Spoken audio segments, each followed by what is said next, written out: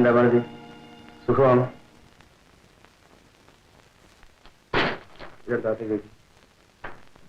ഒന്നുമില്ല, 2 സാരിയും കുറച്ച് ഓറഞ്ച് ഒക്കെയാണ്. നിനക്ക് വേണ്ടി വാങ്ങിച്ചതാ. എന്താടി എന്നെ പരിചയമില്ലാത്തത് പോലെ? അതോ ഓർമ്മയില്ലാന്ന് അഭിനയിക്കാം? ഇതേ മതിൽക്കെട്ടിനുള്ളിൽ, ഇതേ കട്ടിൽ. പക്ഷേ അന്ന് ഞാൻ ഇവിടെ കൂടെ കൂടെ വരുമായിരുന്നു. അതിനിപ്പോ എന്ത് വേണം? നിന്നെ വേണം. എന്റെ വീട്ടിലും കട്ടിലുണ്ട്, എന്റെ വീട്ടിലും മെത്തയുണ്ട്, എന്റെ വീട്ടിൽ ഞാനുമുണ്ട്. നിന്നെ അങ്ങോട്ട് കൊണ്ടുപോകാനാണ് ഞാൻ വന്നത്. ഓഹോ, പുടവ തന്ന് എന്നെ കൊണ്ടുപോകാൻ വന്നതായിരിക്കും. നാണമില്ലല്ലോ തനിക്ക്?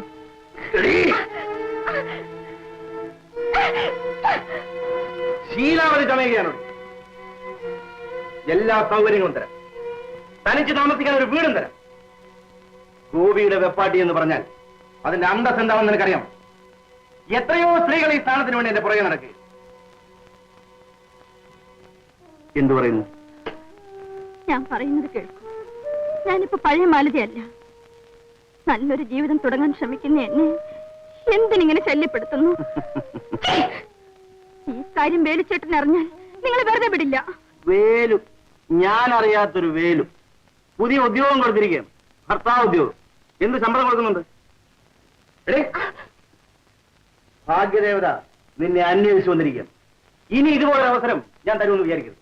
മര്യാദ മര്യാദയ്ക്ക് ഇവിടുന്ന് പോകാനാ പറഞ്ഞത്. ഇല്ലെങ്കിൽ ബഹളം വെച്ച് ആളുകളെ കൂട്ടും.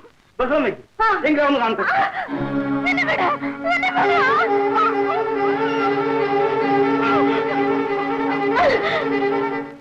മാലതി മാലതി തന്നെയാണ്.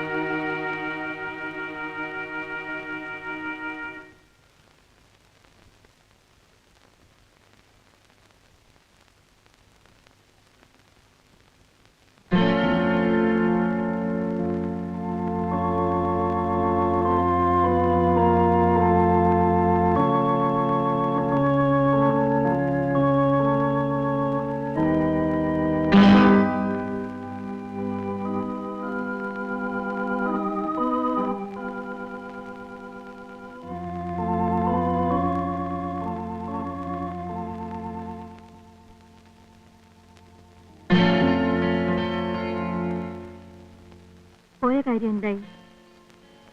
ജോലിക്കാരിയല്ലേ, എന്നത്തെയും പോലെ തന്നെ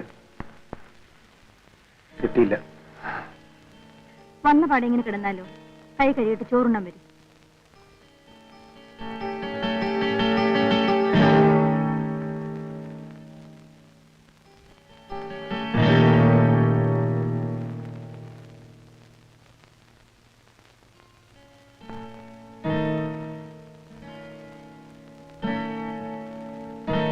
ഇതല്ലേ നിങ്ങൾ നോക്കുന്നത്? ശരി ശരി, ഒരു ഊണ് കഴിക്കണം.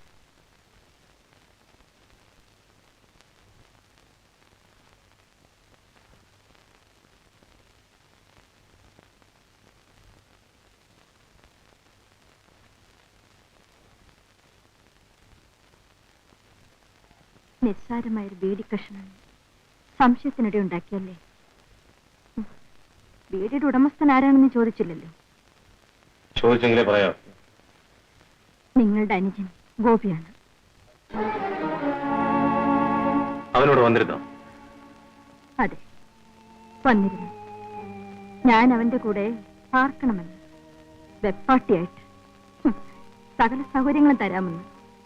പക്ഷേ ഞാനവനെ ഓടിച്ചു വിട്ടു.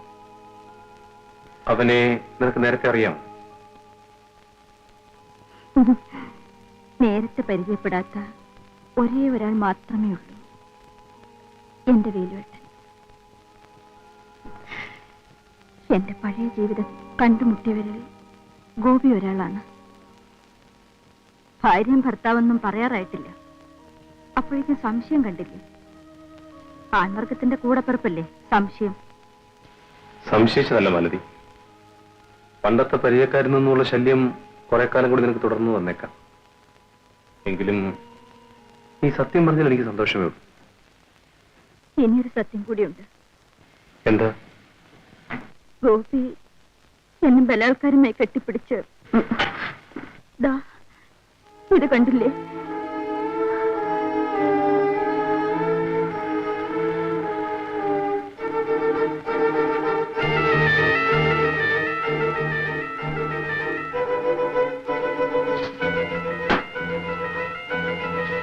എവിടെ പോകുന്നു?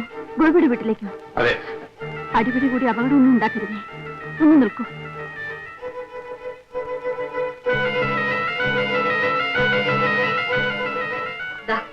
ഇത് അവൻ എനിക്ക് കൊണ്ടുവന്ന സമ്മാനമാണ്. അവന്റെ മുഖത്ത് തന്നെ വലിച്ചെറിഞ്ഞിട്ട് വന്നാ മതി.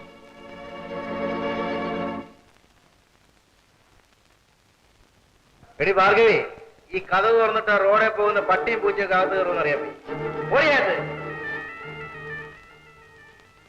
എന്തേ കേറി വന്നത് പട്ടിയാണെങ്കിൽ നിന്റെ അമ്മ പ്രസവിച്ചതാണ്. നിന്നേക്കാൾ മുമ്പേ ജനിച്ചവനാണടാ. നീ എന്റെ വീട്ടിൽ വന്ന് കയറണം പട്ടി. നിന്റെ വീട്ടിലാരാണ് കള്ളം പറയുന്നോടാ. ഞാൻ മാനവിന്റെ വീട്ടിലാണ് പോയത്. അത് തന്നെയാണോ എന്റെ വീട്? അവളെ പാട്ടത്തിനെടുത്തിരിക്കുകയാണോ അതോ വിലക്കോ? അല്ല, പുറമ്പോക്കിനെ ഇവിടുന്ന് പാട്ടമല്ലേ. ഇനി മേലെ പഠിക്കാത്ത നീ കയറിയാൽ നിന്റെ മുട്ടുകാരി തല്ലി പിടിക്കും. വരട്ടാതെ എന്റെ വിരട്ട് തന്നെ കാണണോടാ. ഇതേ വീട്ടിൽ എന്റെ കട്ടിൽ ഞാൻ അവളെ കൊണ്ടുവന്നില്ലെങ്കിൽ എന്നെ എങ്ങനെ വിളിച്ചു? ഞാൻ അല്ലെങ്കിൽ നിന്നെ അങ്ങനെ തന്നെ വിളിക്കുന്നേ. നിനക്ക് എന്റെ മാലതി അറിഞ്ഞുകൂടാ. നിന്റെ മാലതി എനിക്ക് അറിഞ്ഞുകൂടാ അല്ലേ? അവളുടെ ശരീരത്ത് എത്ര മറവുണ്ടെന്ന് നിനക്കറിയാം. എന്റെ അടുത്ത് അതിനെ കണക്കണം. ഗോപി, ഞാൻ നിന്റെ ചേട്ടനാണെന്നുള്ള കാര്യം നീ ഓർമ്മിക്കുന്നില്ലെങ്കിലും നീ എന്റെ അനുജനാണെന്നുള്ള കാര്യം ഞാൻ പലപ്പോഴും ഓർത്തു പോകാറുണ്ട്.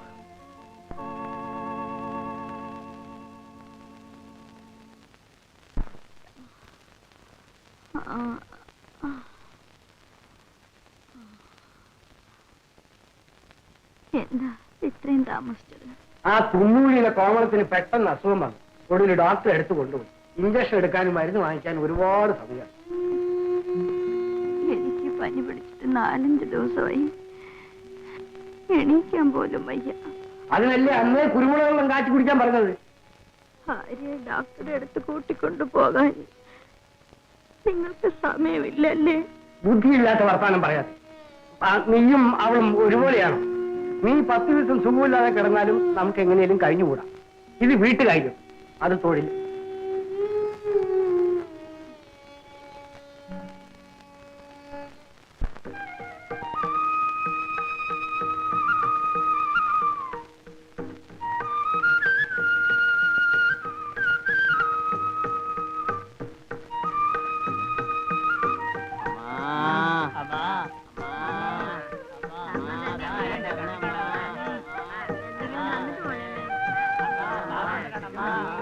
പണ്ടിവിടെ വരുമ്പോഴെല്ലാം ഓരോ രൂപ തരുമായിരുന്നു. ഇപ്പൊ അവള് മോനെ തിരിച്ചുകൊണ്ട് പോണ കണ്ടില്ലേ? മൂതേ.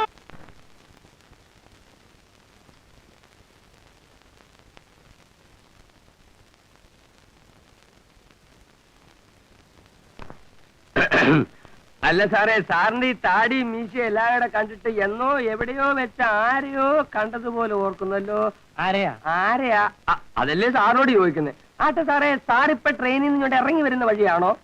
ചേട്ടൻ ഈ നാട്ടുകാരനല്ല അല്ലേ? ഇന്ന് ട്രെയിൻ വളരെ ലേറ്റ് ആയിരുന്നു ചേട്ടാ. പിന്നെ ചേട്ടോ, താമസിക്കാനുള്ള എന്ത് സൗകര്യം വേണമെങ്കിലും ഞാൻ ചെയ്തു തരാം. ഡബിൾ റൂം വേണോ, സിംഗിൾ റൂം വേണോ, ഈ നാടൻ വേണോ, വെളിനാടൻ വേണോ, 16 വേണോ, 20 വേണോ, 30 വേണോ, 40 ടൈപ്പ് വേണമെങ്കിലും കിട്ടും. ഫാമിലി ടൈപ്പ് വേണോ, കോളേജ് ടൈപ്പ് വേണോ, അതോ നാടൻ മതിയോ? അങ്ങോട്ട് പോകണമെങ്കിൽ അങ്ങോട്ട് പോകാം, ഇങ്ങോട്ട് കൊണ്ടുവരണമെങ്കിൽ ഇങ്ങോട്ട് കൊണ്ടുവരാം. മദ്രാസ് വേണോ, കേരളം വേണോ, ആന്ധ്ര വേണോ, കന്നഡം വേണോ? പോടാ അവിടെ. കൊല്ലന്റെ ആലയിലാണോടാ സൂചി വിൽക്കാൻ വന്നിരിക്കുന്നത്? അയ്യോ എന്റെ ചേട്ടാ, നമ്മള് രണ്ടുപേരും ഒരേ നിയോജക മണ്ഡലത്തിലെ 2 സ്ഥാനാർത്ഥികളാണെന്ന് ഞാൻ അറിഞ്ഞില്ല കേട്ടോ. ചേടാ, പനി പിടിച്ചിട്ട് തണുപ്പ് സഹിക്ക വയ്യാതെ ഒരു കോട്ടെടുത്ത് ഇട്ടെന്ന് വിചാരിച്ചേ താൻ എന്നെ ഇത്രയും ശിക്ഷിക്കണം? ഞാൻ ഡബിൾ എമ്മയാ. ക്ഷമിക്കണം ചേട്ടാ, ഞാൻ വെറും എമ്മയാ. ചേട്ടൻ ഡബിൾ ആണെന്ന് ഞാൻ അറിഞ്ഞില്ല. എന്തായി, ജോലി വല്ലതും കിട്ടിയോ? ഒന്നും ശരിയായില്ല രാമ്പിള്ളേ. ഒരു സോഡാ ഞാൻ ജോലി കിട്ടിയിട്ട് പോരെ സോഡ. ദാഹിച്ചിട്ട് വെയ്യടൂ. ഇപ്പൊ തന്നെ 30 രൂപയോളം പറ്റിക്കഴിഞ്ഞു. അത് വീട്ടിട്ട് മതി സോഡ. എന്ത് പറഞ്ഞടാ?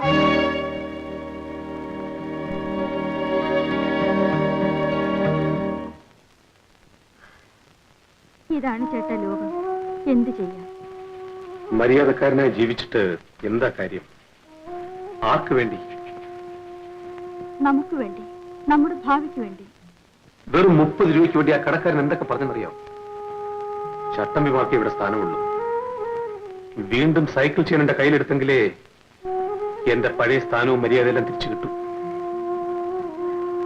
കുറച്ച് ദിവസങ്ങൾ കൂടി ഒന്ന് സമാധാനമായിരിക്കും. ഒരു ജോലി കിട്ടിക്കഴിഞ്ഞാൽ എല്ലാം ശരിയായിക്കൊള്ളും. ദിവസവും ആ കടക്കാരന്റെ മുന്നിൽ കൂടെ വേണ്ടേ പോകേണ്ടത്?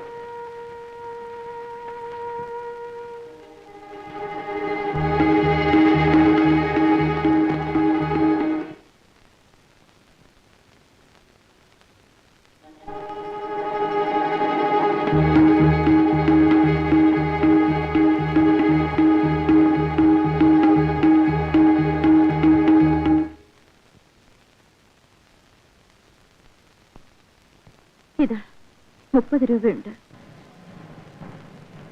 ഇതെവിടുത്താ? കുറച്ചു നാളായി പട്ടിയെ ഒരാൾ വിലക്ക് ചോദിച്ചുകൊണ്ടിരിക്കുകയായിരുന്നു. ഒരു കുഞ്ഞിനെ പോലെ നീ അതിനെ വളർത്തി, എന്നിട്ട് അതിനെ വിറ്റുണ്ടോ? നിസ്സാര ഒരു 30 രൂപ കാരണം നമ്മുടെ ലക്ഷ്യം തകരാൻ പാടില്ല.